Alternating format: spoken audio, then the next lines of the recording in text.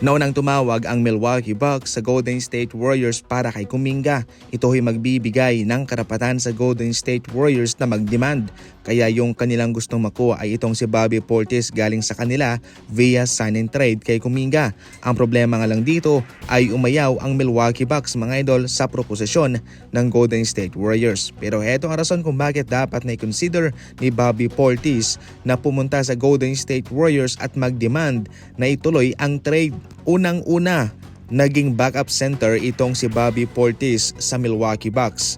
Nakitaan siya ng potential starting lineup position noong kapalitan niya si Brook Lopez. Pero ngayon na nakuha nga ho ng Milwaukee Bucks si Miles Turner ay lalo pa siyang malulugmok bilang backup lamang sa bangko kay Miles Turner. Pangalawang rason, kung gusto niya mag-explore ng another option, pwede siya sa Golden State Warriors. Paniguradong papangakuan siya doon ng starting lineup position dahil wala pang veteranong big man ang Golden State Warriors. Kaya sa puntong ito mga idol ay mabibigyan talaga ng mas mataas na exposure itong si Brook Lopez sa Warriors kumpara sa Milwaukee Bucks. Pangatlo, dahil mas mataas ang kanyang exposure ay siguradong tataas din po ang kanyang value. Sa madaling salita, dalawa lang to ang pagpipilian mga idol. Kung gusto niyang maging backup forever, sa Milwaukee Bucks siya.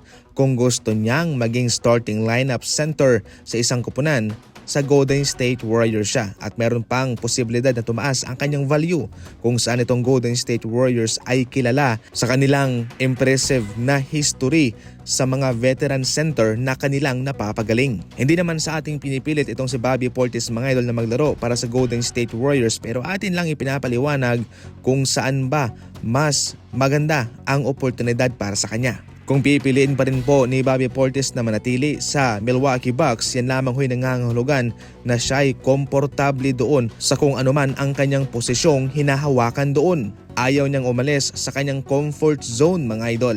Ikaw, kung ikaw mismo si Bobby Portis, anong pipiliin mo? Maging backup sa Milwaukee Bucks o maging starting center sa Golden State? I-comment lang yan.